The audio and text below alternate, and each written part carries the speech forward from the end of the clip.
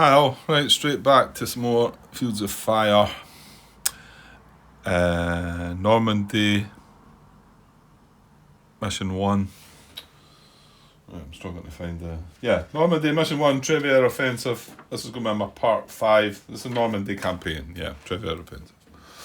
My part 5, I've just copied that bit across, so I've just come straight back. We're on to a new turn, we're on to turn 3. Let's just get going, I think.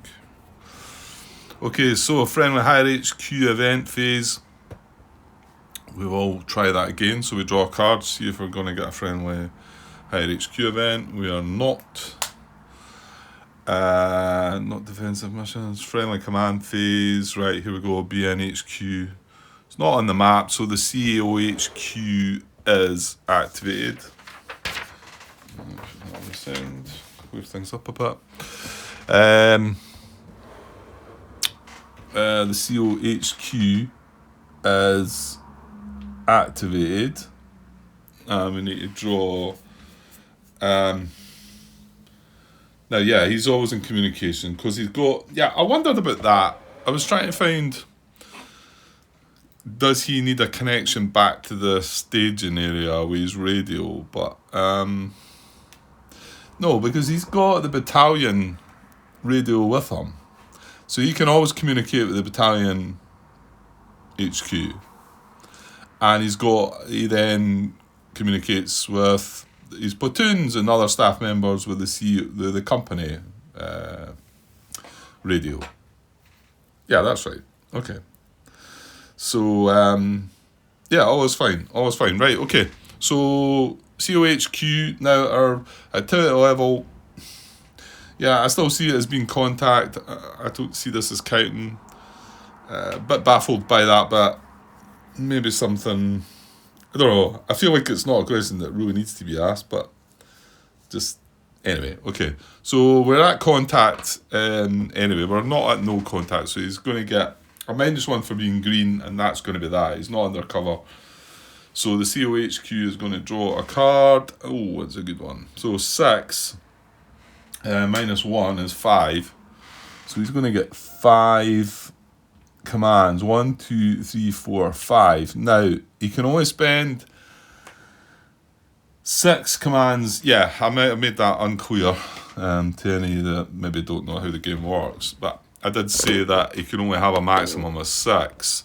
Actually, sorry. That should be up there now. They're not saved. These are activated. He can only spend 6. Now, I feel like I just want to confirm that now. I know we've been talking about it for a while and feel like it's something I maybe need to go and just double check. Yeah, there we go. Page 20. Yeah, page 20. 4.1.3 command limitations. During a daytime mission, the maximum number of commands that any HQ or staff can expend in one impulse is 6. That's what we're talking about here.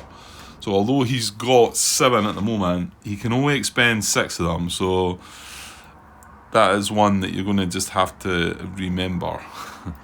In any mission with limited visibility, see section 9, the maximum is 4. These are noted on the command display track.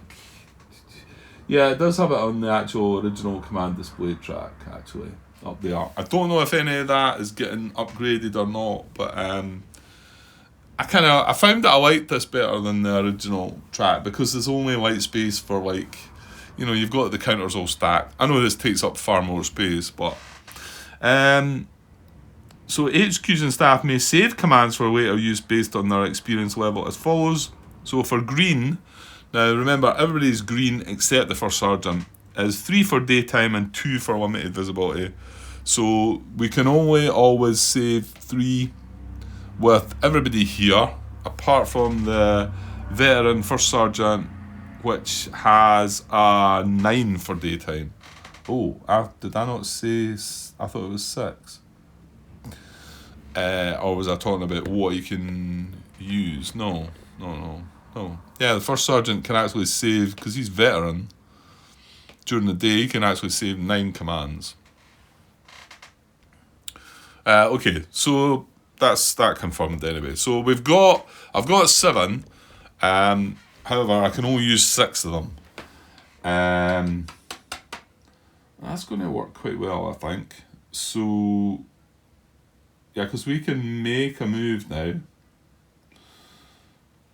Yeah.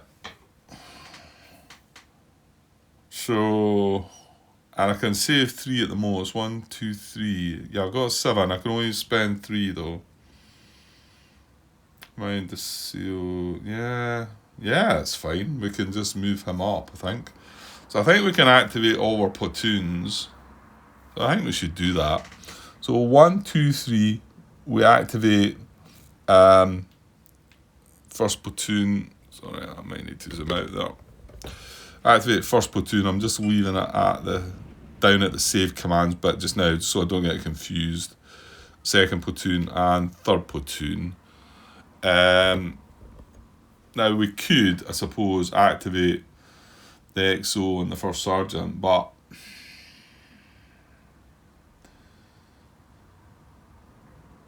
I'm not so sure. Well,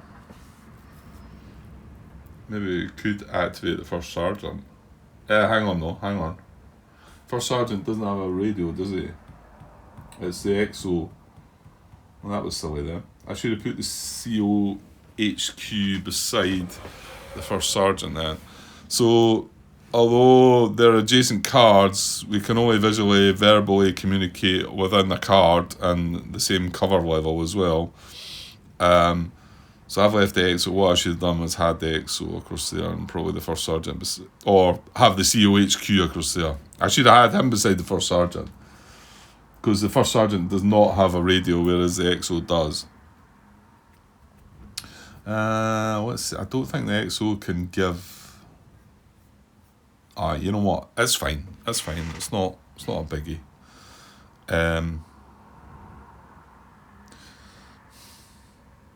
Well, I say it's not a biggie. It might mean I maybe just want to move the COHQ into this card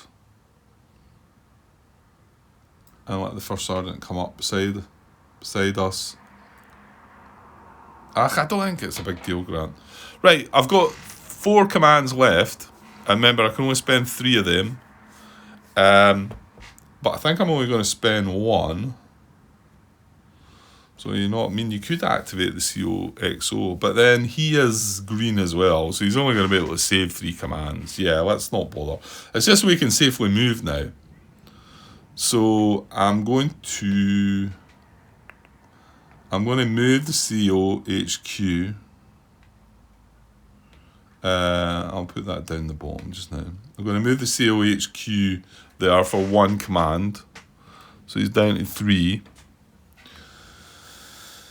Well, why not try to find that cover though, Grant? That would be a good idea, wouldn't it?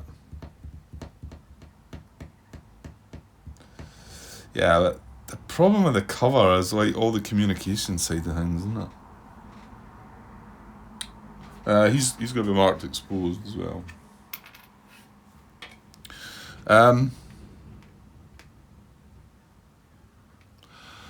Well, he's got 3 commands left. He can only spend 2 more of them. Right, why not? We'll knock him down to 2, and then he's going to save the other. Well, actually, because he could exhort if we really wanted to find the cover.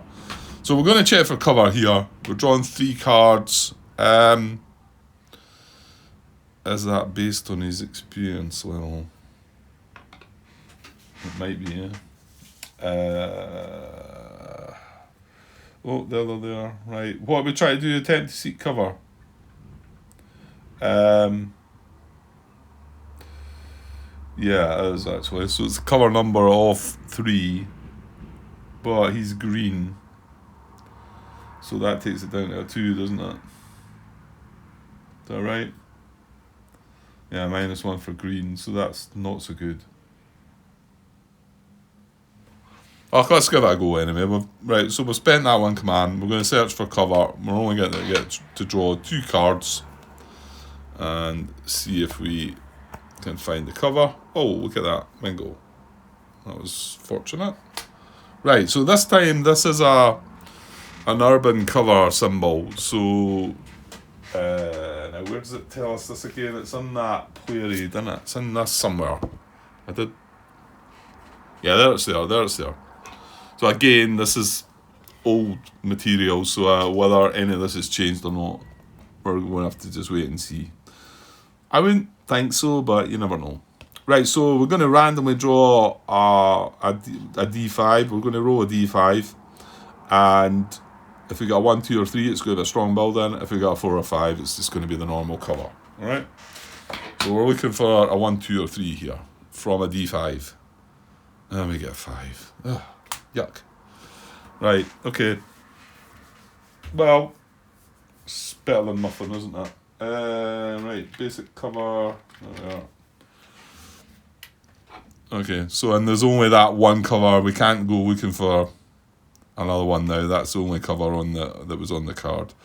So now anybody that moves into that card though can move under that cover. But remember what I told you about more than 3 steps, and it's yeah, I don't think it was. I'm not so sure it's a good idea to have him undercover, because then he can't verbally communicate with anybody that's not under the same cover marker. So whether that's a good idea or not. Right, I'm going to save the last 2 commands of his. So now we move on to the platoons. We've activated all 3 platoons. We didn't activate the XO or the first sergeant. So what are we going to do here? Well, we still need to find. Yeah, we still need to push on. Really, I think second platoon here. Obviously, we're not in communication with this squad that's up here. But if we did find an enemy, then at least he would be able to fire on them. If the enemy appeared here when we moved into here, then he would have some fire on them. So that's quite good. I think I'll want to send an assault team forward this time though. So I'm going to break 3-2 platoon down. Just keep 2-2 full, because he's the one with the rifle grenade. Stop, Grant. You've not even drawn a card yet. Right, we have what is this second platoon? He's got 1 save command, so we're going to draw. He's not undercover. Our activity level is contact, so it's and he's green, so he gets a -1 at this. 4 minus 1 is 3. That's okay. So we get another 3, so up to 4. Right, yeah. So he's got 4 commands available. I'm going to use one of the commands to break this platoon down. What is it? Detach a team. Oh, hang on. We've got an assault team there. I forgot about that.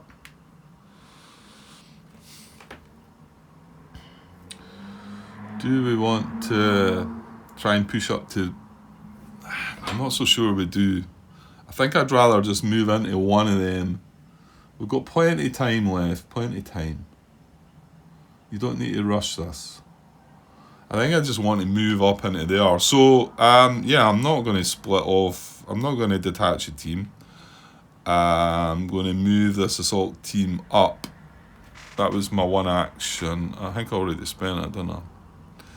Yeah, I had 1 saved. I got 3, so I was on 4. So now I'm on 3, and we've ordered that assault team forward.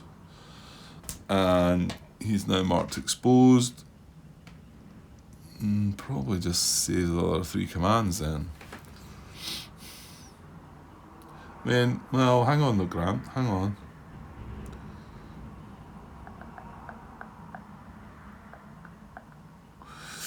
Yeah, it's a bit risky. I was going to say we could push up. We could push everything. We could platoon move up into there. The card is safe. I say it's safe, but we could end up with enemies up here. And if they then were to have a choice, might then start firing on the village here. So yeah, I think I'll keep it simple and slow, and I can save up to 3 commands, so I'm going to save them, the other 3 commands. Right, so we've got first platoon and third platoon. Yeah, and I think they all want to kind of make a move this time. Well, I put this under cover, but I mean, there's no immediate threat to the cover marker, but there's no great need to be under it unless we need to.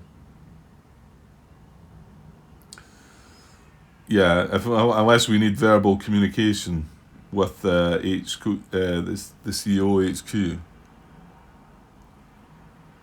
Right, let's activate third platoon HQ. He's actually got 3 commands saved. So he's going to get a -1 to this. So 3 minus 1 is a 2. So he's going to have 5 commands available. I want to say we're going to use 2 of them to do a platoon move. And I think this time I might just stack everyone together because it's kind of a bit. Well, yeah, it means you've got all these exposed markers going on. You know what? I didn't find it difficult before, so maybe I should. But then you're hunting through the counters. Yeah, I'm going to stick with it just now. So I'm going to stick with it. So he moves. Now the first sergeant, the 50 cal machine gun is attached to the first sergeant, so he's not part of the platoon then, is he? Yeah, he's attached to the first sergeant. So this third platoon, we've got a bazooka, we've got the mortar section. We don't have a machine gun, no. So we've got the bazooka and the mortar section. So that goes up, that goes up, that goes up. These are all going to be exposed. That goes up. There's a bazooka, which I know isn't the right counter, and then there's the mortar. So that was a platoon move, and all the guys are going to be exposed. Yeah, to be honest, if I keep doing it this way, I'm going to run out of exposed markers. So let's not do that. Right, let's stack things up then. Okay. Yeah, it's a bit yuck though, isn't it? Because you can't see in it and you don't know what's all there. So this is the third platoon, basically the whole platoon underneath that exposed marker. So that was 2 commands. Well, why don't we just... we had 3, so we might as well search for cover, eh? Yeah, we should, just in case. Yeah, okay, so I'll use 1 more command. That's just down to 2. And we'll search for cover. He's going to get a minus again because he's green. So we're looking... We get 3 cards. Hang on. Yeah, no, we can't try and spot it. Well, actually, we don't need to spot anything. These units are spotted, although this is not spotted. But I'm not sure what's going to happen to that because it's pinned. Yeah, okay, I'm going to search for cover. I've spent my command. Got 3 cards looking for cover. There we go. We get it. We got 2 of them that time. So they are under a +1 cover marker. And we're going to save the last 2 of his commands. So he's got 2 left. So let's like move up to there. Right, okay, so for first platoon, yeah, and I'm pretty sure I'm going to platoon move them into there. So we draw a card. Again, they're getting a -1. Oh, yuck. Right, so we only get 1. But he did have 2 saved, so he's got 3. We're going to platoon move.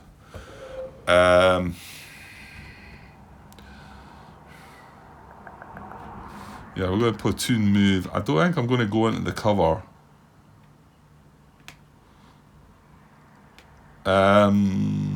Well, I don't know, man. I don't feel like it's going to fire on me. Thing is, you're under the cover marker, it's worse if something was to fire at you.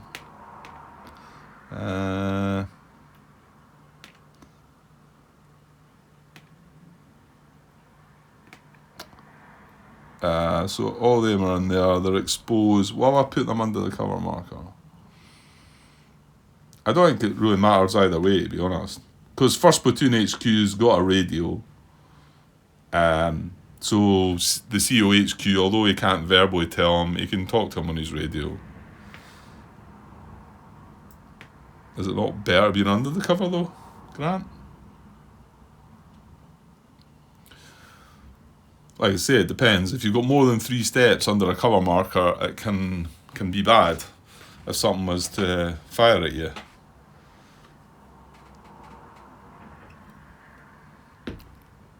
Oh, let's just do it. Right, so they're going to be exposed as well. So they all moved under that cover. And that was 2... Is that... That's first platoon, isn't it? Yeah, that was 2 commands. And... yeah, I think I'll just leave it at that, actually, yeah. I don't kind of want to go for both these contacts just yet. I think there's plenty of time. So I'm going to save that last platoon command. So he's saved 1. So now we're on to the CO and the XO. The CO XO and the CO for Sergeant. We didn't activate them, so they each get 1 command each. Yeah, so we should kind of move these guys up as well, shouldn't we? Yeah, we should. Right, so they each get 1 command. XO's got 3. First Sergeant's got 3. I don't know. Yeah, I think I'm not sure. I'm not sure it matters. They each get 1 each. So I'll move the XO first. So I think we're just going to move him up. And I'm just going to put him under the cover as well. As long as it's not 16 steps. But I think to get 16 steps, 3, 6, 9, 10, 11, 12. Yeah, you're going to be... Is this the one that's got the mortar though? Because the mortar is 3. 1, 2, 3, 4, 5, 6, 7, 8, 9, 10, 11, 12. Yeah, so now if I put the XO in there, that's 13. The casualty doesn't count. So I'm going to put the XO in there as well. So they're all under that cover marker. That was XO spent 1 command to do that, and he's going to save the other 2. And then the first sergeant, well, he's got the 50 cal heavy machine gun as well. So he's going to order that forward, and then he's going to move himself forward as well. What is he? Yeah, he should do. So he's going to have to spend 2 commands and save the 3rd one, because he needs to move the machine gun first, and then himself goes on. Now we're just going to stack that as well under that cover. So they're all exposed under a +1 cover. Well, so we'll find out soon if that's a big mistake. Yeah, okay. So that's all our impulses, apart from the general initiative impulse, isn't it? Yeah, and this is where we might... Actually, I don't know what we're going to do. Well, we'd be looking for cover with this guy. And... Not sure. There's a slight temptation to move up to B. What is B at contact? It's 5 card draw. I don't think we should do that, because I think him sitting there... Yeah, I don't think so. Right, well, let's draw our general initiative then. As long as we get a 1 out of that. So it's a small number, unmodified. That's a 2, so that's good. So we've got 2 general initiative. Well,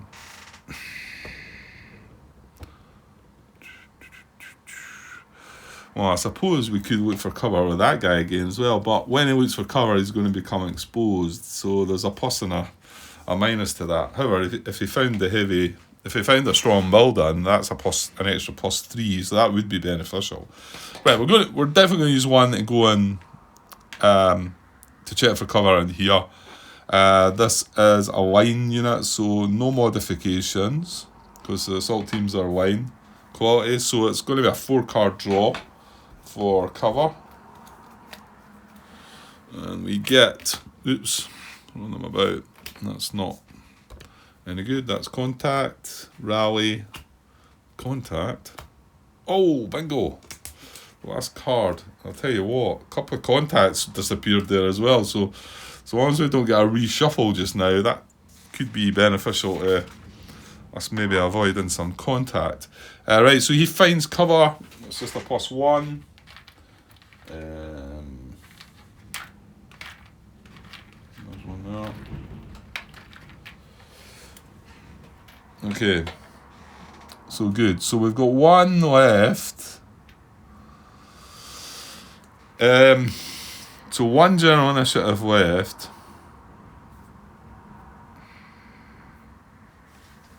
Did I not do any in the second platoon then?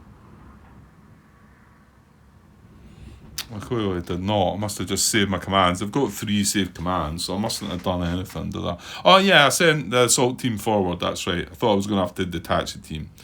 So one, will we look for cover here?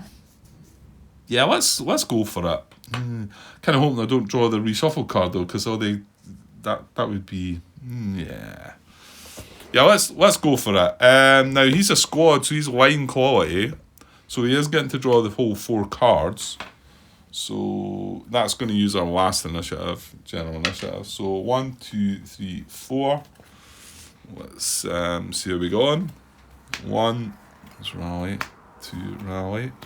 No. Oh, 3 rally cards. Well, we're not needing to do any rallying just yet. So he fails. I think he still becomes exposed, no? Draw action cards equal to the cover draw number on the unit's card and check for the text saying cover. If it is present, then the attempt succeeds. Place the unit under a new cover marker and mark it exposed. If the attempt fails, do nothing. So he doesn't get marked exposed. So that's good then. That would have been worse if he got marked exposed as well. So that's general initiative out the way. I'm going to have to take a short break. So we're going to, I'll take a short break there just now. I'll just go and pause. Won't be long. Back in a bit. Cheers. Right, okay, we're back. Right, so offensive missions, enemy activity phase. So we're going to draw for an HQ event. No, good. Right, like I say, half the deck out there, and there was quite a few contact cards drawn. So, enemy activity check. Right, this is the first time we're going to have something here. So we've got three enemy units. The mortar observer there, who's pinned. So he's a LAC, and he's considered a limited action team. We've got this squad, and we've got the heavy machine gun under the foxholes. That tripod bit, I think it matters. Is it to concentrate fire? It matters only. Don't think I missed any in there. We'll see. There might be things getting missed. So this is where these 2 new pages that I printed out are going to come into things, I think. So let's just have a wee look at this. Can I squeeze this in here? Yeah, should be able to. Okay. So this is from the deluxe edition as well. So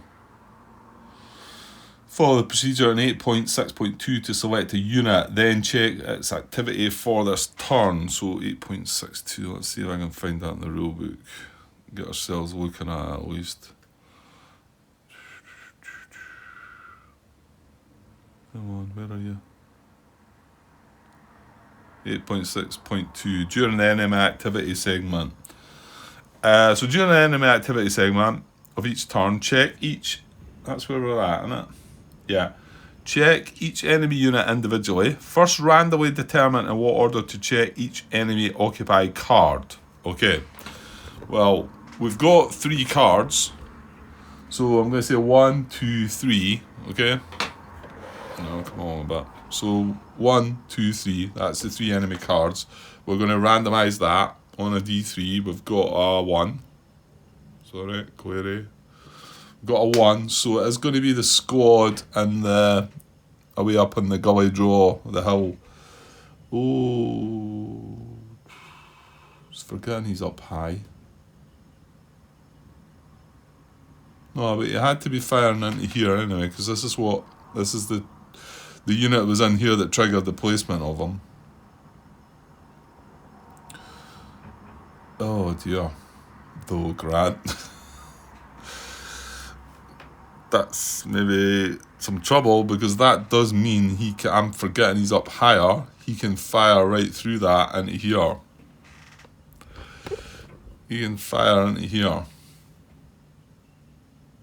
And like was said, I'm not 100% sure if they should still be firing into here. Right, well, let's see what... we're looking at him first.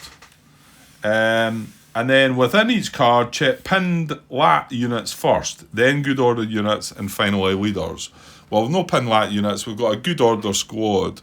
So we're going to look at that. And then on this, that is enemy defensive activity check hierarchy. Now, I think that's relevant to what they are. See, their hierarchy is defensive, isn't it? Mission details. Hierarchy is defensive. Tactics are deliberate. They're all line. The standard cover markers are trenches. So this is the defensive activity check hierarchy. Yes. Whereas the other page has probably the lats. That's if they were offensive. And that's for lats and pinned units. And there's some key explanations there of some of the actions on both the pages. Okay, so we're looking at this. So, yeah, this is the first time I've looked at this in a while. Okay. So, on same card as an opposing unit and not undercover. No, they're not.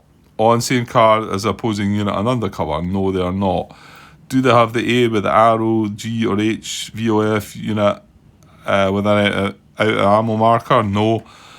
They're not. Are they not under fire and no line of sight to an opposing unit? They're not under fire. They do have a line of sight to an opposing unit, though. I've just found out. This could be... I could have made the right mess of this. Okay. So... where are we? They're not under fire and no line of sight. Yeah, they do have line of sight. They're not under fire, but has a valid target along a PDF. See? I feel like I shouldn't be shooting on that card. I would have no issues if it was me that was firing on it, because I would know that I had to then shift fire. I just feel that the enemy should be different. But then surely I would have found that when I'd done quite a lot of searching there for some answers. So not under fire. They're not under fire, and they have a valid target. I think this one's under fire. This one's under fire. A or HVOF. That doesn't apply to them. This is trading fire. If they're trading fire, well, they're not. And that's trading fire as well. So the only one that can really apply here, well,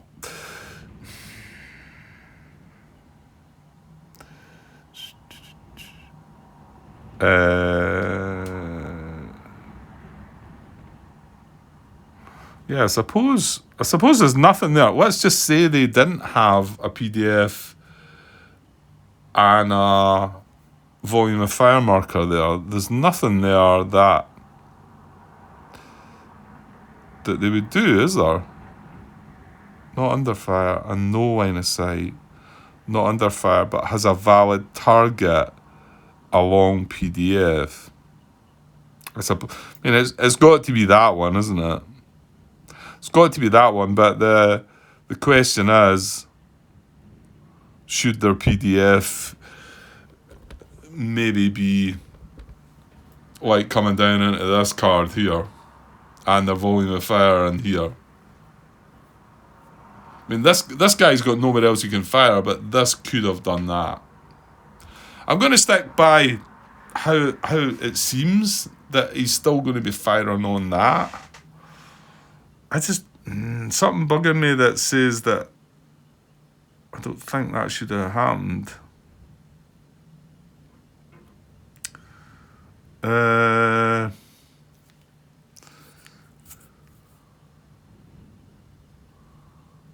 yeah, I just, what bothers me there is I feel like I would have, surely I would have bound to come across something that clearly stated that, you know, this is not a valid target because it's one of his own.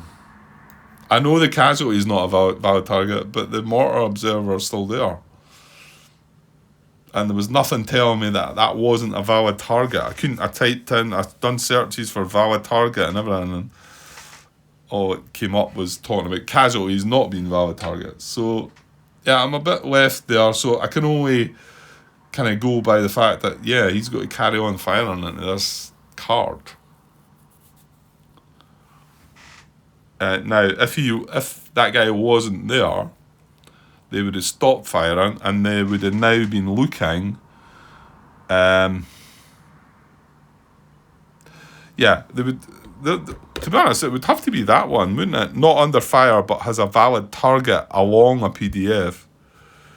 So yeah, so if I've got that wrong, then this guy should now be firing at them. But again, I'm going to stick with this for now, and we can put this down to just a blunder, and then that kind of, if that is wrong, it's made a complete mess. Well, Grant, you don't generally just let these things go. Should I ask a stupid question? I'll tell you what. There's people answer that Shanoi. Sorry, I had the pronunciation, I think.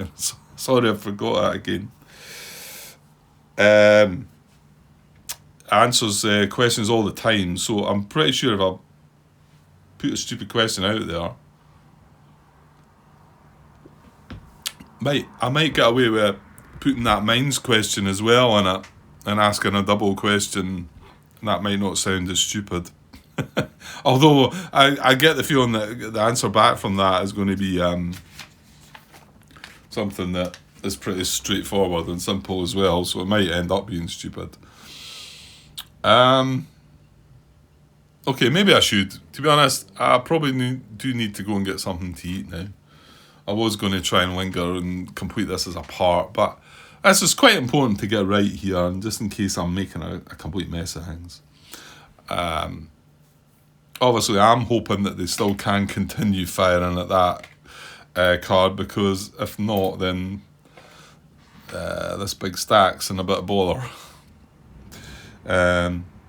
Okay, I'll just pause a minute and then, yeah, you know what, because we're on at 38 minutes. What I'll do is I'll pause and I'll put my phone on charge and I'll go and ask a question, and then I'll go and get something to eat and then come back and finish this off. Okay, I'll be back in a bit. Cheers. Hi all. Yeah, this has just been paused, isn't it? Yeah. Okay, so I'm halfway through. This is part 5, isn't it? Yes. Okay, so I was away getting something to eat. I did post my daft question, and surprise, surprise, it was Shania, again, hopefully I'm getting that right, who responded even to my daft question. Yeah, he puts a lot of work in there. I'm sure he must have some involvement in the new rules and whatever. So I sent a wee reply back saying thanks for all his hard work. Just getting answers to questions like that, though, just like that, you know, is really good. And the fact that he's took the time out to answer, which is probably kind of daft questions, although they're questions. I don't have the physical rule book in front of me, so I'm sort of struggling a lot with that. You say, well, you've got the PDF version, you've got search abilities on your computer. It's still 90 odd pages long, and just finding the small bits, you know. Anyway, we've got answers to our questions. And it was a 2-part question. I was asking about the mines and the activity level, but my main question, which did feel kind of dumb, was should these guys still be firing on here? Is this considered a valid target? We know that's not a valid target, but however, he's shooting at his own unit. It didn't feel right. I searched, I looked, I did look. Okay, I've not done a thorough enough look. Although Shania's answer, I've asked him to just, can you point me to it in the rules? His answer is that, yeah, I've done my usual. Well, wait just now. Let's get the actual wording. Okay, so my question was titled Enemy v Enemy. I'm not getting the bump at first. One, I know as a player your units will continue to fire on a card no matter what is on the card. I also understand that the enemy will cease fire if it has no valid target, I've got that in quotes, on the card. It defines valid target as any non-casualty units. Again, this is in quotes, and this is what I've copied out of. So, I'm curious to see where it's written. I'm not challenging anybody. I'm not jumping into this game and starting to point fingers and say anything like that. No, I just want to read it in the rules. That's all. I have a casualty on the card concerned, and the enemy have a mortar forward observer that is pinned, and this is the situation we're talking about. Do the enemy squad and HMG that were firing onto the card continue to do so? And if so, do they also continue to fire on the same card come the enemy activity check hierarchy? And that's their squad on a heavy machine gun that are firing on the air. And yeah, I was like swithering. Should these go away? Should they stop firing? Should they look for somebody else to fire? Well, I think this stack might be in trouble. Anyway, so he comes back and replies, a valid target is a non-casualty US unit. So, okay, this is where I had my doubts about, but I didn't read that. I didn't read it, and this is where I've asked them to, can he point me to that in the rules so that I can see it? I'm not disbelieving what he's saying, because he's quite involved in this, and I'm sure he's had something to do. If his name's not on the box, it's something to do with the new rewrite of the rules. He certainly answers lots of questions. So I just want to read it in the rules myself, just for my own sort of sanity, as I've replied. So a valid target is a non-casualty US unit. Another enemy unit is not a non-casualty US unit, therefore is not valid. Therefore, the shift fire or ceasefire in the enemy action and cleanup phases, as noted on the sequence of play. Yeah, so he's saying that within the phases, which we had.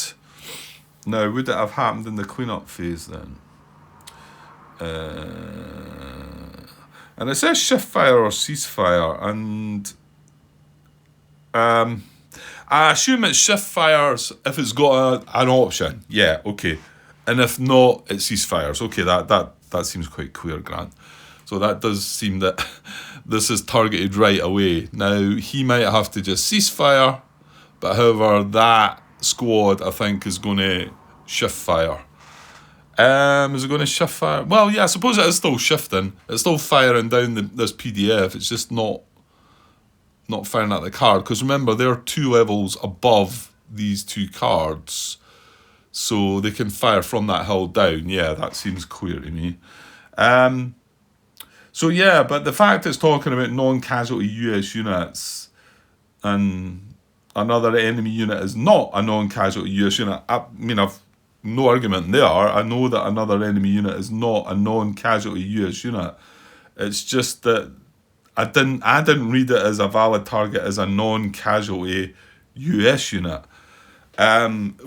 Whether that's just common sense or not, it could well be. But anyway, I've asked him, right, so we'll see if it's written like that in the rules, or if he explains it in a way that, look, it's just common sense, right? Fair enough. So my second question was the mines. Yeah, regarding unactivated mines, and then I quote, no contact, no VOF or PDF markers are on the map, including unactivated mines, and no enemy units have been spotted. And then I quote, contact, which is 1 friendly occupied or enemy occupied cards under VOF marker, or there is at least 1 spotted enemy unit on the map. If the only VOF is a card that has unactivated mines, and there is no spotted enemy units, but the card is unoccupied, is the activity level considered contact? If so, shouldn't there be some mention of this in the definition of contact? And I've read what his reply was. Sorry, I've read the bit that he tells me in the reply, and it's, well, you know what, it's clear, but I think it's just me. I think I'm picking at things. Couldn't a little bit of text been put into contact regarding this? Maybe, I don't know. Maybe, you know what, that might mess up some other things. So maybe I'm joking. Anyway, the answer is the description tells you when the activity level shifts. So long as there are VOF, like mines on the map, the contact level will never drop from contact to no contact. And yeah, I come across it. It's in there. I've read it already. It's got in brackets. It says that that activity level does not reduce to no contact until both of these conditions are true. And sorry, the conditions are the conditions of no contact, which is no VOF or PDF markers are on the map, including unactivated mines, and no enemy units have been spotted. So it is kind of clear there, and yeah, fair enough. So thanks very much, Shania, for your replies. Hopefully you'll just give me the wee nudge towards the rules reference regarding that, or just explain to me where it's clearly saying that. Okay, so that does cause some trouble for us, doesn't it? Because that means now it would have got checked. Where else would it go? Would it got checked in the enemy? Yeah, enemy activity check segment. Oh crap.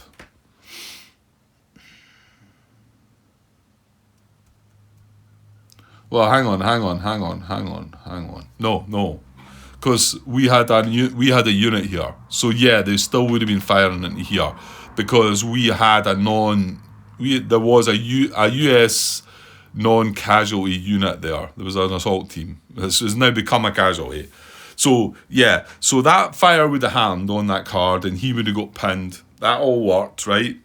So, but as to coming down further on, we would have reached the cleanup phase, and then we would have had enemies firing at cards without valid target, shift ceasefire.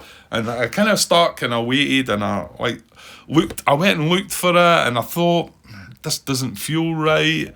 And just the fact that I couldn't sort of, I don't know, I thought I would have came across something by doing the search, but it's maybe just, sometimes just the way my mind thinks. Everybody else probably quite clear about how this works.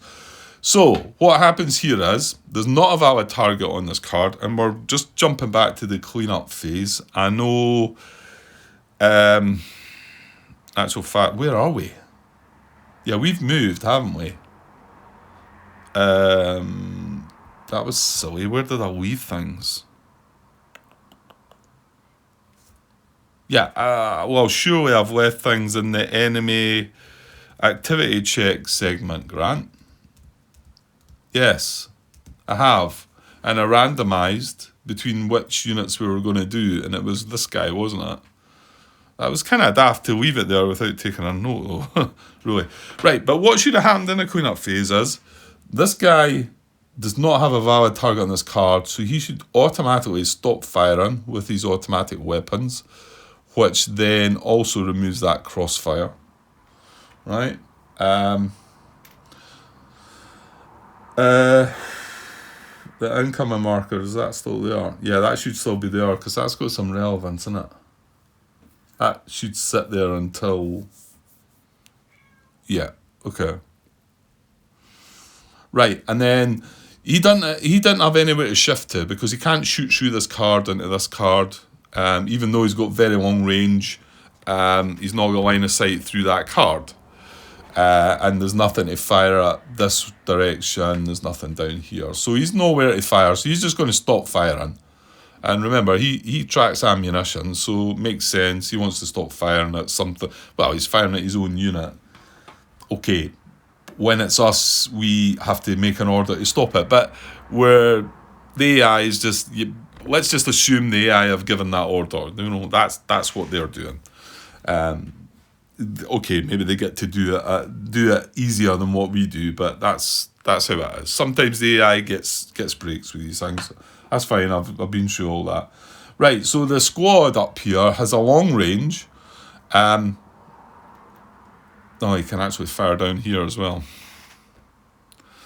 So it could be either or. So he's going to stop he's going to stop firing on this as well, right? So I'll take the PDF off for a moment.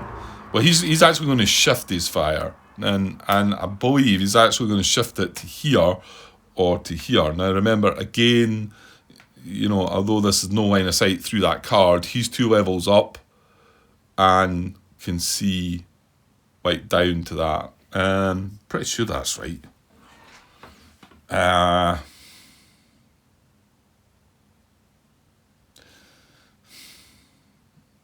think so. I think even if there's one, yeah, maybe you need to look at the.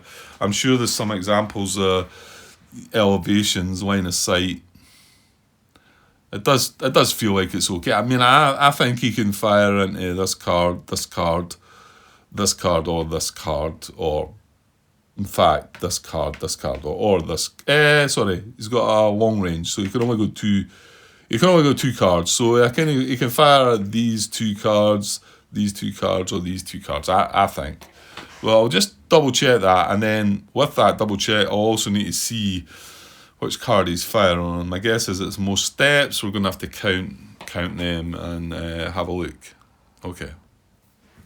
Yeah, so page 35, 5.2.2, elevation. Elevation is a relative measure in fields of fire. The base elevation is level 1 for all missions, so everything here is on level 1.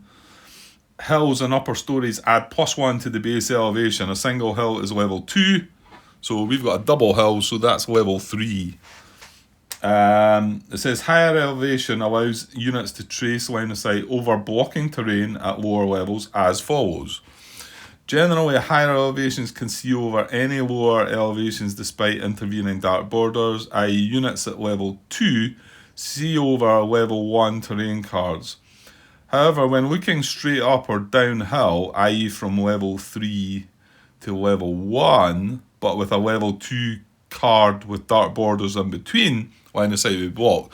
So what that's saying, if that was a level 2, we're on level 3, that's a 2, that's a 1, we would not be able to see through that. But this is a 1 and this is a 1. So same level terrain blocks line of sight to any lower level terrain, i.e. a unit on level 2 terrain cannot see over another level 2 terrain to a level 1. Yeah, it's the same as if this was a 3 and this was a 3 and this was a 2, we would not be able to see it. But this is a 3, this is a 1 and a 1, right? So that's fine. And same here. Okay, so no problems with that. So they're going to shift fire. I need to find out how, what's the, and again, we're just having to scroll through this, which is a pain. Right, give me a sec. Yeah, so just looking at page 66, 8.6.4, enemies cease/shift fire. Enemy units firing into cards where there are no longer any valid targets. Again, it's got in brackets any non-casualty units. There's not a mention of any US non-casualty units, but I guess I'm going to be told that somewhere where it tells you, or just, you know, how to read that, and I'm being a bit dumb about it, I'm guessing. So as noted in the sequence of play, all such enemy units carry out ceasefire at the beginning of the enemy action check segment and in the cleanup phase, which is kind of where we've jumped back to just now. Right, could that, I'm just realising now, if we had known that, that could be relevant to us moving these, couldn't it? Well, it wouldn't matter to this stack. It might have mattered to that. Because all of these are, well, let's hope at a time, well, I don't know, it's going to be based on steps, isn't it? I think. Well, that's what I need to find out. It says, remember to check for new targets in the enemy unit's line of sight, as per the basic combat principle described in 6.0. This was always a bit about the rules that I notice it doesn't look like it's changed, that you feel like you're reading about your units in 6.0. It's not the case, but it kind of feels like there's different bits. Nah, it's maybe just Grant again. You know, I feel like I should be finding this information in Rule 8, which talks about enemy units, but I suppose they don't want to repeat it all. It's all the same, you know. Rule 6 is combat. It's not just US combat, you know, it is combat. So, yeah, I guess, I don't know. I'm moving back and forward between the two just now. I suppose that's maybe what's... Yeah, it's just me. Don't worry. So, opening fire, continuing to fire. Well, we've got an order. Basically, we've got an order to shift fire here. So what do we do? How do we... No, it's back here. Right, well, pause and find it, Grant. Yeah, it's a bit before actually. I'm looking further on for it. 6.1.1, opening fire. An unengaged unit opens fire, becomes engaged with its basic VOF when it has spotted eligible target in range and line of sight. This is automatic and mandatory. This may happen whenever changes occur on the map. For example, movement of friendly and enemy units. Spotting reveals a previous unspotted enemy unit. Smoke or incoming markers are removed. Oh, incoming markers. I forgot about that. This blocks line of sight. I knew that I just talked about that having some relevance. Now, does it block the whole lot because he's up high? Well, you know what? If it blocks there, then he's firing there. Well, that would make me feel better because I've moved these units in this impulse and in my impulse, whereas I hadn't moved them. I'm going to have to look about the line of sight for the... Anyway, if multiple cards with spotted opposing units come into view at the same time, units engage according to the following priorities. Enemy unit. Card with most friendly steps, random if equal. So let me go and just count between the steps here and the steps here. Yeah, well, it's quite clear. There's actually 15 in here. I started to think I'd overstacked, to be honest, when I was counting through them all. Because this is one that's got the mortar team as well, which is 3 steps. So there's 15 here, there's only 10 here. So if he can be firing at this, he will, but I'm just going to have to check about that incoming. I'm not sure how if, you know, if our situation here, because he's higher up, if that blocks line of sight. It might not. I guess you can imagine how high up it's going. I get the feeling it maybe doesn't block it, to be honest. Right, yeah, okay. I remember. Well, to be honest, I wasn't sure about the elevation, but I remember it now. All the units on this card that have got the incoming on it can't fire out of that card. They don't have line of sight to anything. Anything firing into that can fire into the card, but cannot fire through it. So this squad, according to what I'm reading, even though he's up higher, he can't fire through into this card. And none of this can fire out. And I'm right in saying that incoming marker should still be there, shouldn't it? Because that doesn't get taken away until the fire mission update segment where we remove existing incoming. And the thing is, once we do that, then units on that card can suddenly fire out, and then things can fire through that. However, so what's going to happen there is this squad, when this becomes an invalid target, it's going to shift fire, and its PDF is going to come from there. Now, I always like to put 2 of them on here, just like that, when it was doing that. I don't know if that's what you would do, if it's necessary or not. Just gives an idea of where it's coming from. So, it's coming through there. I seem to remember something about if you're firing through potential contact markers, something happened there. I was watching a bit of a playthrough though, and the guy just ignored it. So it started going me thinking if it just maybe wasn't remembering something properly. I'll leave it for now. I think the fact this is up higher anyway, it might not. I want to say that if you're firing through a card with a potential contact on it, it maybe goes away. Yeah. Well, Grant, you're on just now, so why not have a look?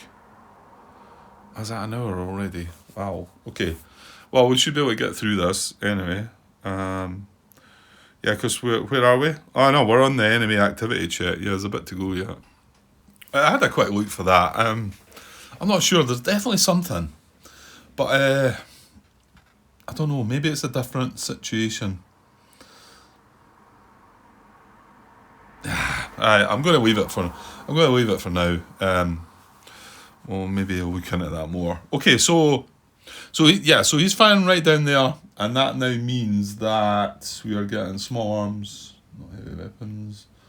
Small arms, yeah, because he only delivers small arms. So small arms coming from that squad at long range, so at an elevation through here and down into this card. So they're all, I mean, the good thing is they're not exposed. I mean, that was the other thing about that. These guys were all exposed under cover, and they would have got lost. They would have got extra minuses to being undercover. So you got to watch these things. Yeah, I mean, here's me saying, yeah, it'll be fine or whatever, but I mean, all these guys are getting shot at with small. Okay, it's only small arms, but I mean, second platoon HQ, if he gets unlucky with the card draw, you know, I mean, he's got +2. Well, actually, yeah, it's crossing the green. Whereas if it'd been coming in from there, we'd only got a +1 coming in for the white border. That is a green border, so it is going to be the full +2 we get to that. And small arms doesn't give anything, so we are going to be looking at a +2 in the check for that. So, but you never know, +2s can sometimes give out some bad results depending on the card, like I say. Okay, so I think that's us update, and the heavy machine gun does not have a target. No, I mean, he would, if he could shoot through this card, he would shoot into here, but he can't. So, fortunately. So he's not got a target. So we're just going to have to wait and see what he does in where we are at just now, which is the enemy activity check hierarchies. Okay, so I think I was trying to show you this. Right, let's look at this again now, yeah, and see where we're at. So it is the defensive one. We looked at that. And let's see, is it deliberate? The tactics. Tactics are deliberate. Hierarchies defensive. So this is the right chart, and we're looking down this column. Right, but we're looking at, because we did randomly pick the squad. So on same car as opposing unit. No. It's not an AG or an HVOF. It's not under fire. However, it does have line of sight, so it's not that one. It's this one here, I think. It's not under fire, but has valid target along PDF. Yeah, and that now makes more sense. Because well, mind you, the machine gun does not have. Well, he's different. Well, you know what, we'll get to him. So we're looking at deliberate on not under fire but has a valid target along its PDF.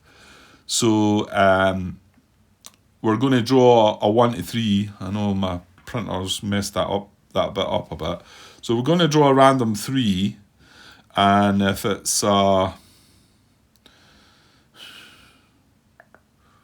yeah.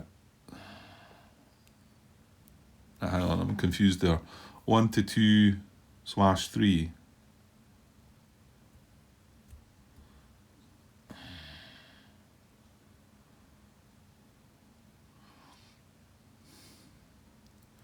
Use the first case that applies. Refer to the grey box below for detailed instructions of some of the actions.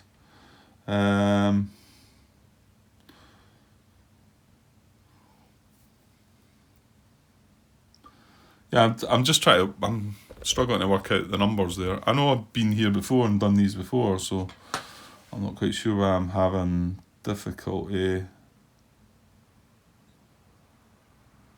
Hold on. I'm seeing it now. Right, so we're rolling a D3, and if we get a 1 or a 2, we're getting no action. if we're getting a 3, we're getting an auto grenade attack or concentrate fire. That's what we're getting. Yeah. Okay. So we're going to draw a card on a D3, and we kind of just want a one or a 2 here on the D3. So on a D3, and what do we get? We get the 3. Okay. I zoomed a bit. It's a 3. So we're going to get the more involved one, which is a grenade attack or concentrate fire. It's going to be concentrate fire, I think, because grenade attack, does that not need to be... well, actually, here, why do you look here, Grant? Grenade attack or concentrate fire. Have the unit attempt to make a grenade attack if possible. If it is not, have the unit attempt to concentrate fire. Well, grenade attack would have to be on the same card, wouldn't it?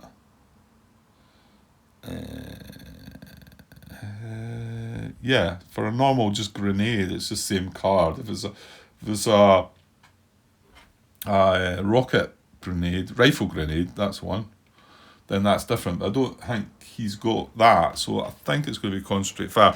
Well, let me just look, just to be sure. Okay, but recording. Yes. Right, okay, my call on this is, if it can make a grenade attack, it would. This is just a normal platoon.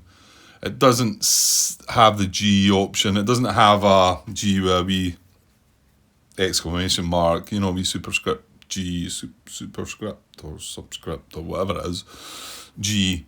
So the only way it could fire a grenade is a hand grenade, and that needs to be in point blank range. So it can do that, but however, it can concentrate fire. Now, do we not have... Does this chart not help me out with things like this? Rather than...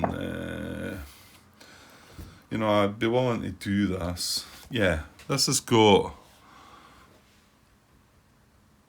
Yeah, this has got stuff. Yeah, I should just be using this a bit rather than... Because I don't think this will have changed much, right? So we're going to attempt to concentrate fire. Hang on though, it was an auto. It was auto, wasn't it? Did I not say it was automatic? Where is it? Auto. So that... Well, yeah, well, there you go. Yeah, it says it there, Grant. Again, if you look down at the explanation, auto, no draw required, automatically implement the action. Right, so the action is concentrate fire. So attempt, well, we're not attempting, we're actually achieving it.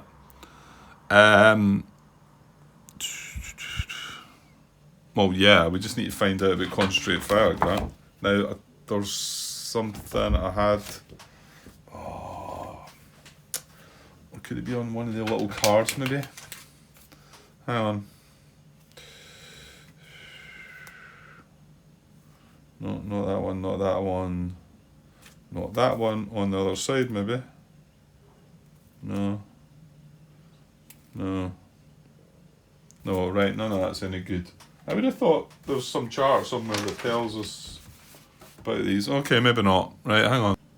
Okay, this frustrating me a little bit about having to jump to the computer rather than try to find it on the tablet.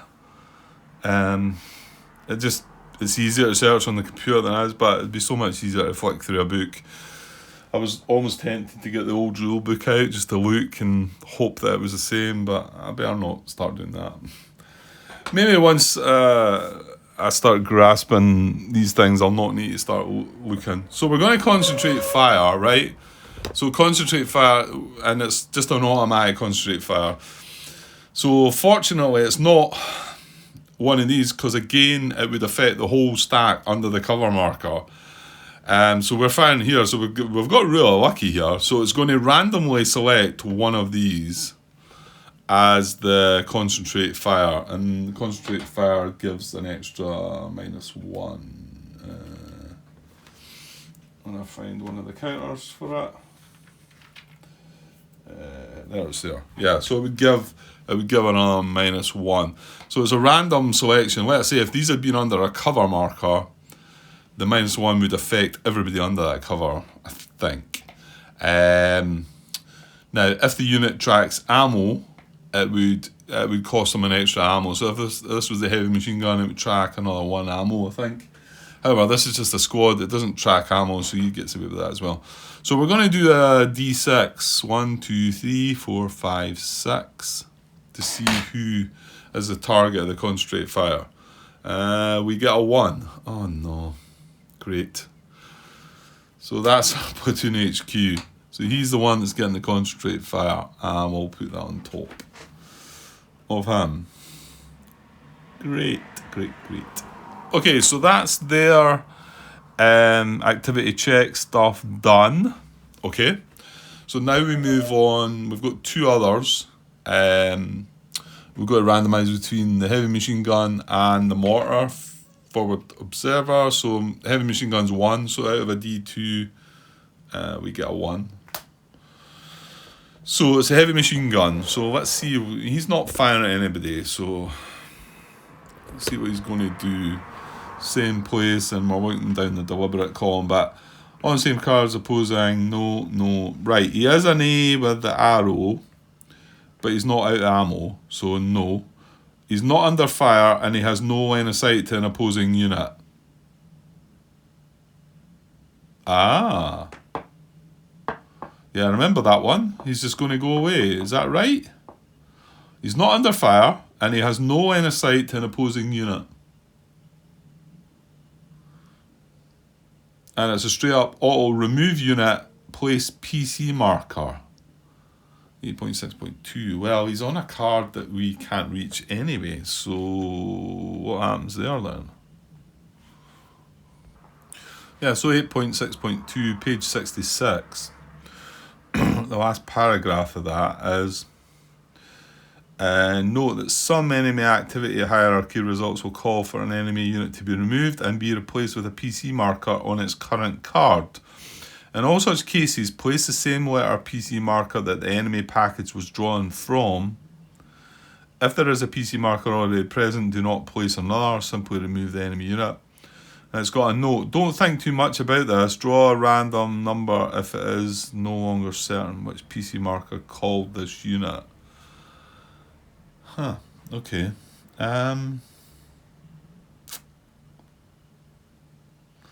Well, I mean, I think that is the result. He's not under fire and he has no line of sight. I mean, if we scroll down through some of the other options, just in case, I mean, I don't see why we should, but not under fire, but has a valid target, no. Under fire, no. Under fire, no. He is this, but he's not open fire. Yeah, no, I'm not missing anything. He's not got a line of sight to any unit at the moment. This is a result for us, I think. He's not trading fire, he's not trading fire. So, and the fact we're placing a PC marker is kind of irrelevant, I think. I mean, I'll place 1, but I don't think it's going to do anything. Yeah, so I think he's going to come away. And okay, we would place, it was a PCA marker that spawned them, but I mean, we don't need to go into that card. We can't, we're not allowed to. That's a boundary. So yeah, I don't think anything can happen. I mean, another enemy could appear there. However, that being a potential contact, I suppose if you look at it, it's not able to do anything, is it? It's not able to do anything. So, I mean, it would be protecting our objective, our secondary objective here if it was something. But there's nothing to say that when we reach there, that potential contact might be there. Now, they're always front though, aren't they? They're not to the side. Anyway, okay. Well, that's the best I can get out of that. I remember it happening before where they just went away and it was a little surprising. No, I'll keep that out just now. And I'm going to remove him from, I'll just score it out from the enemy info. So that was the heavy machine gun team. So I'm just going to score that out. He's no longer there. The 2-3 platoon is there. The mortar spotter is still there, but we're just about to see what's going to happen to him. So yeah, so it is him next, and he's a pinned unit. So it's not going to be this table. It's going to be the one underneath. So we've got enemy lat / pinned activity chart hierarchy, and there's a lot in this, isn't there? Right, let's see. You've got with leader and no leader, right? And we are pinned. So pinned on same card as opposing unit and not undercover. No. Pinned on same card as opposing unit and undercover. No. Pinned, not undercover. Right, so that's the one, I think. And yeah, he's got, I mean, although he has these special rules while he's in good order, he's not in good order just now. He's pinned. And that he was right to be pinned, because that was from the incoming fire. Yeah, that's right. So he's pinned and not undercover. Is that right? Pinned. Hang on. What's the other counter? Oh yeah, because he's not spotted, is he? I don't think that's relevant. I say, yeah, the incoming fire just came from there because he called it in. So pinned, not undercover. So we're rolling a D3 here. No, hang on. We're not, because there's no leader involved. We're rolling a D5. Right, so let's roll a D5 and see what we get. We get a 4. Pin not undercover. 4. He's going to rally. Okay. So this isn't automatic. It's just going to be a rally. And there's a wee description down there. If unit is pinned, attempt to remove pin marker. Otherwise, attempt to convert to next highest lat. Paralyzed. Yeah, he's going to attempt to rally. Can we just use this then? I think so, hopefully. Right, zoom out, Grant. So I'm going to go with this, because I'm going to get driven up the wall, I think, trying to look through the PDF. Well, you decided to start this, Grant. And I suppose I could print it out. Could print it out. I've got these wee folders I can put. It's a lot of print out, mind you. And I want to make sure my print's going to come out a bit better than that. Well, maybe I could get hold of that other printer that we've got and give it a try. Right. Rally actions. Attempt to remove a pinned marker. It's the very first one. It costs 1. Well, it's the enemy that's doing that. So it's 2 plus or minuses. Well, they're line anyway, so there's not a plus and not a minus to that. So it's 2 cards to draw, and yeah, we're just going to draw 2 cards, and if we get rally, then he's going to rally basically, and he's not going to be pinned anymore. Thing is, he's not got any fire missions left, so he is going to disappear. So yeah, I'm not so sure of the right. Anyway, so we're drawing 2 cards, looking for rally. No, right, so he's not rallied. So he stays in the same state. Not sure if that's good for us or not. I'd probably just prefer him going away and then we could move on. But he's not going to do an awful lot though, so yeah, fair enough. Okay. So back sequence of play. Where are we? So that's enemy activity check. Where are we at? Another 19 minutes. Yeah, let's just get this finished and then I think I'm going to have to call it a night. Enemy activity, done all that. Mutual capture and retreat, done that. Well, there's nothing to do there. AT combat. Right, mutual combat phase. Fire mission update segment. Remove existing incoming and airstrike VOF markers. Right, so that comes away now. And what that now means is... Oh... Yeah, hang on, Grant. Hang on a minute. Stop your... nonsense here. this guy's firing at us from long range. He can see us, we can see him. The only bit that that sometimes can't work is if there was incoming. When we were in here, he could see us, but we couldn't see out of the card. But however, that's changed now. But these are going both ways, because we are automatically opening fire at him as well. Yeah, this is what you got to watch in this game. Yeah, I'm also looking at this guy here, but he can't fire anything. Right, okay. But what are we firing at? Well, we've got small arms. That's the HQ. We've got automatic weapons at long range. So we've got automatic weapons on him. So we're actually doing a bit better. So like I say, I like to put our ones down in the right-hand corner, their ones in the top right-hand corner. I think there's a way of doing it in the rules. I just remember doing it that way, and then worked for me. So as long as you know what you're doing, yeah, because he's spotted. I was forgetting he was spotted. Now this incoming's come off, so we can actually see it in this card now. But remember, this isn't spotted, so we can't start firing on him. However, yeah, these will fire on that too, won't they? Did I miss? No, because they just moved up.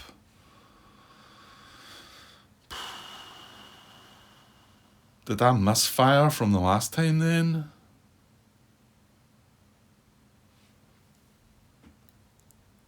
When they appeared, they were firing on their target that spawned them. But I think we maybe could have been firing on them. Maybe I missed that. Well, we'll see when I look back. I'm going to say that I probably can't do anything about it now. It might not be the case. Maybe things, I don't know. I'm not sure. So anyway, this has got a line of sight on this now as well. So what have we got in here? Yeah, we've got a mortar. It's got C-L.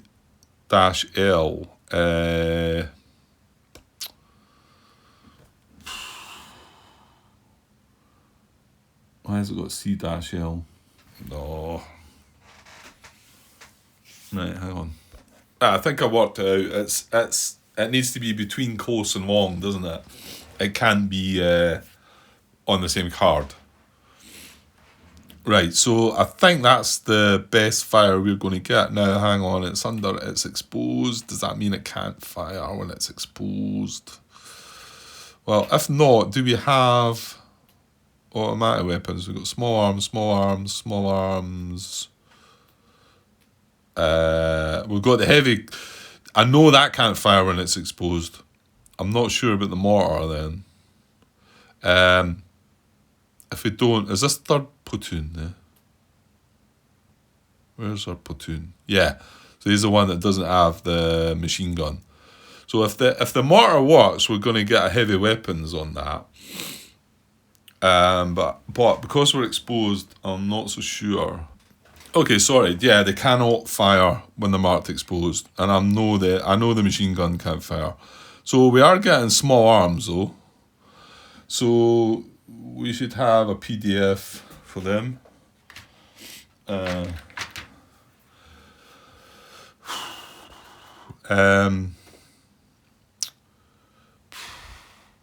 firing through that card then. I think that's right though. I mean, it would open up on this, but this guy's not spotted, and we can see that. So I'm going to use 2 again, just to kind of show that it's coming from. Just dropped it. Oh, how come you can drop things like that and they just disappear, Grant? I kid you not, honestly, when I drop things on the floor, they have a knack of just jumping, bouncing out the way and like hiding behind something. Drives me nuts. Okay, so this is firing like that. So yeah, so we've got automatic weapons. we've got automatic weapons coming from that, and that's the best. So we're only getting small arms coming from that. So there's no reason to put a small arms marker because you only take the best. However, what we are going to get is a crossfire. So that's good. Right. Right, the incoming's come off. That's where we're back to mutual combat phase. Flip pending markers to active sides. Well, there's none of that now. Yeah, I think we're set. Now, what about our contact level just now? Because that is relevant. I think we're maybe engaged now. 2+ friendly occupied cards are under VOF markers. Well, no. No, if it's just friendly. Is that right, though? I want to say that might not be... Oh, give me a second. Yeah, see, look, that's on the wee card. It says 2+ friendly occupied cards are under VOF markers, right? So I hope they've changed that, because on this, again, this is old player aid as well, but you'll see for engaged there, it says 2+ friendly or enemy occupied cards are under VOF markers. So it's a mixture of the two. I kind of thought that was the case. So that's not good, really. So, because this is 1, this is under VOF, so we've got 2. So it is, we do have our activity levels engaged. And it's not heavily engaged. Heavy engaged would be if we've both got units, if we've got a friendly and an enemy on the same card. So there's none of that. Okay. Right, so now we're going to go into potential contact evaluation segment. I think we've only got the one. I'm saying we've got the one. Oh yeah, this guy's up here. He's exposed. He's just assault team, yeah. Yeah, he found cover. That's fine. So he's the only one on a... He's the only friendly beside a contact marker. And he shouldn't be opening fire because he's only got point blank range anyway. Right, so potential contact there. And we're at engaged. And this is an A. So you can see it's a 5-card draw. So we're going to draw 5 cards to see if there's contact. 4 or 5. And I'll just lay them down at the side here. 1, 2, 3, 4. Ooh, look at that. They get lucky again. Nice. Okay, so no contact. That comes away. And we can breathe. That's good. Right, so now into the combat segment, whatever it's called. Well, actually, we've got pinned recovery segment. Remove pin markers from any vehicle infantry units that are not under VOF. Oh, right, I'm just looking at this mortar. He's not got a VOF.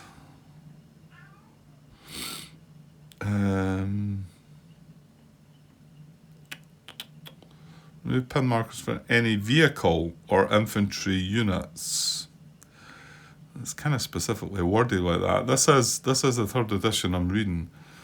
I mean, I wouldn't say that's an infantry unit, so... And he did try to rally his pin marker off him. I think I'm going to just leave that. Yeah. I don't know if that's just relevant to our guys or not, but... Yeah, I think I'm just going to leave that. Okay, and then we move on to combat effects segment. For each infantry unit on a card. Well, that's saying for each infantry unit on a card.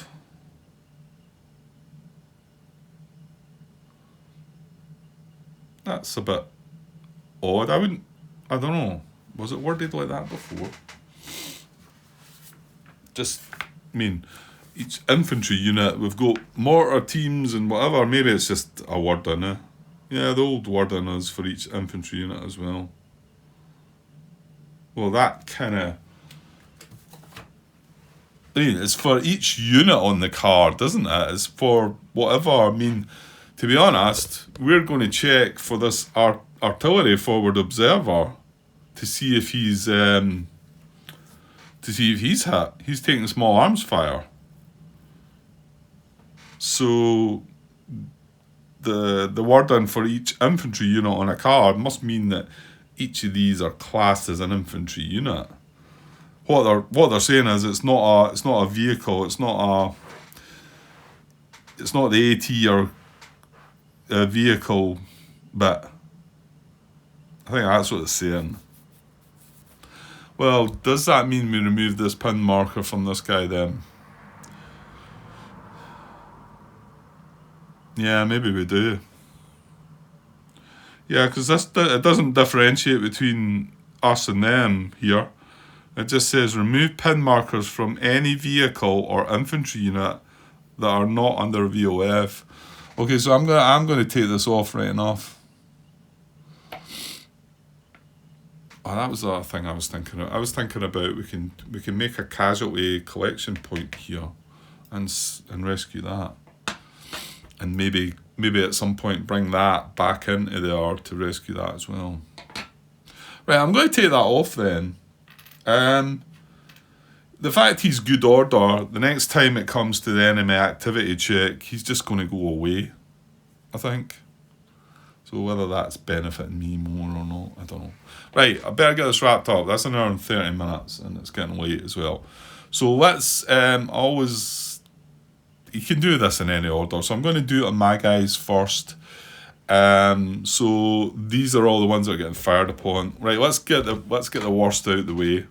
Let's get our platoon HQ dealt with first, because he's got the extra -1 for the concentrated fire. So it's a +2. +0 for small arms. He's getting a -1. So +2 -1. He's a +1, and all the rest of the units are just going to be a +2, aren't they?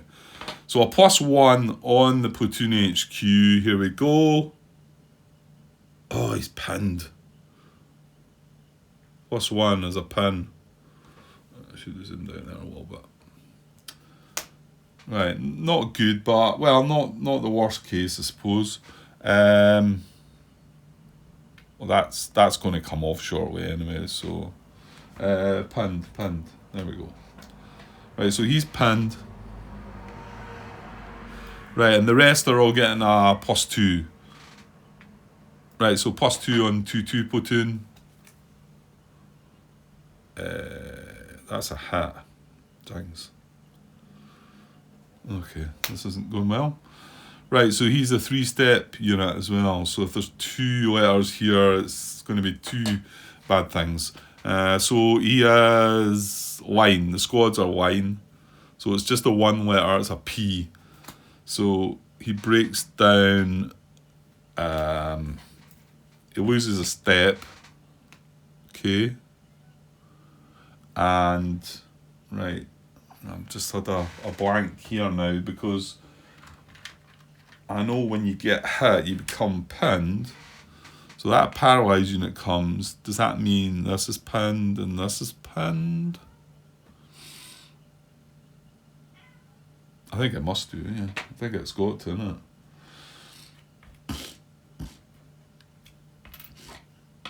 Right, and I could stack these all together, I suppose, but we'll do this for now. I might start changing things about as we go. So that's pinned, that's pinned. So then going through, we've got 3-2 platoon, again with a +2. Right, that's a miss.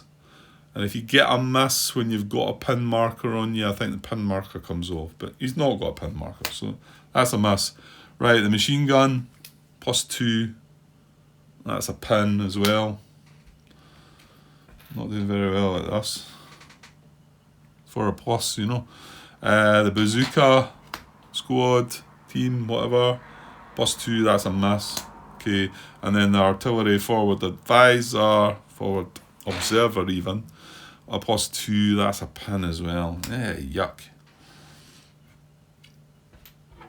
Okay, well, that wasn't bad. I mean, nothing got hit. Well, no, that's not true. Yeah, we did lose. We lost a step and got a paralysed team. So just shows you, and that was with a +2. Right, well, let's see if we can get some revenge. Yeah, because we've nobody else. So let's see what we can do to this guy. The squad. He's a 3-step squad. Now he's getting, ooh, you know what, he's getting +2 from there, but he's getting +1 because we're firing across his white border here. Now I want to say this is an interesting one. It's not what you expect here. I want to say Bennett, he gets the +2 here, but I'm not sure. I'm going to have to look this up because this is, yeah, hang on. Yeah, I was right. It's kind of not maybe what you would expect. You would have thought that if there was any fire coming from the light, you know, covered border, then you would use the +1, but it's not. If there's any coming from the dark side, you use the +2. Okay, so it's +2. He's got +2, and he's got -1, -1. So he's actually at 0. So we're going to draw a card on a 0 and see what we get. Oh, and it's a hit. Good. That was a nasty card. So it's definitely a hit. So he's line quality. So he's got 3 steps. Here we go. Oh, look at that. Casualty, casualty. Wow. That's kind of busted. So he loses 2 steps. So I want to believe he's going to be casualty, casualty, and then just a fire team. That's pretty awesome.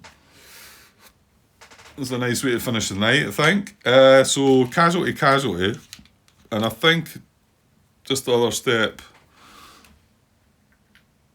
like I say, it just becomes a fire team. Just a basic fire team then? Is that what I mean? It was an S. It was an I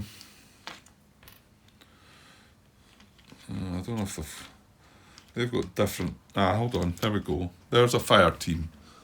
I'm pretty sure that's right. Pretty sure he was an S. He was a short. Sorry. He was a. What's the S again? Small arms. He was small arms at long range. And now he's a fire team is small arms at close range. I think that's what our fire teams are, aren't they? The small arms at close range. Yeah. So I think that's right. Right, I'll leave him there just now. So that's him marked off the map as well, off the card. He's just got a fire team left. Yeah, because he can't even join that back up. So 2-3 platoon is out as well. The mortar spotter, well, potentially he's still there, but he's going to be going away. So we've kind of like dealt with, not been many threats up to now, but we've done alright. Right, okay, we've dealt with the damage. Update ammo levels of units, certain. Yes, there is. We've got automatic fire coming from our number 2 machine gun. So I'm going to score a mark off for that. So that's second weapons machine gun, which is attached to second platoon. So he's now only got 3. There was it there. He's now only got 3 ammo left. I think that was the only one to track. The mortar did not fire, so we don't track that. Okay. And then remove pyrotechnic smoke, illumination, exposed, move fire, evacuate casualties from collection points, enemies firing at cards without valid target, shift ceasefire. If a defensive mission, remove any unresolved PC markers. Adjust VOF, PDF, and activity levels as a result of. Right, let me get the exposed markers away and we'll just have a look at the final, just in case there's adjustments needed. Right, okay, so it was 3 exposed markers, 1 from this stack, 1 from this stack, there was 1 from this. This concentrated fire goes away as well. So now, do we any changes to VOF? Well, we're still firing at this guy with automatic weapons.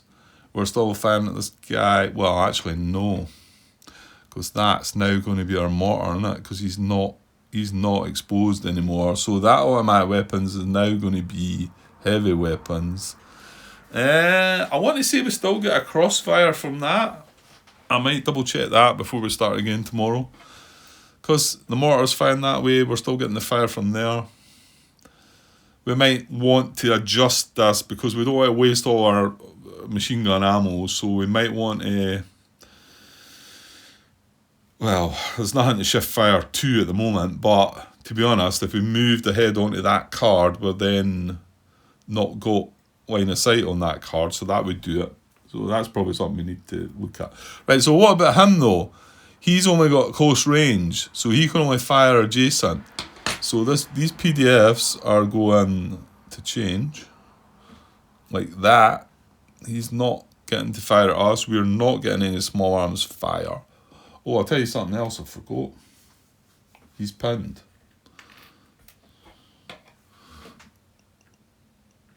So if he was firing, he'd be firing with all pin. Oh, wait a minute. Well, we're getting all pin fire from here, and a machine gun is pinned, so we would have not got -1. We would have got small arms fire. That would have been the best from there. However, we are getting the heavy weapons from that, and this is still going to supply the crossfire, I believe. I think. Yeah, okay. Well, that was good. Yeah, that was pretty good stuff. Nice result at the end.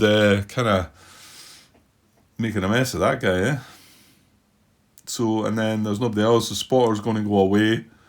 We never found a target here, contact here. So, yeah, it's looking pretty good, to be honest. Right, I better get away for now. That's a pretty long video now, 40 minutes. Yeah, I don't like it stretching that far. That'll be me for tonight. I'd hope to get another bit done tomorrow. I should get the time still. That's us moving on to turn 4 then. Better make that move and then I know where I am. So I've moved the turn marker on and we're ready to start turn 4. Okay, I'll be back tomorrow some point. Cheers.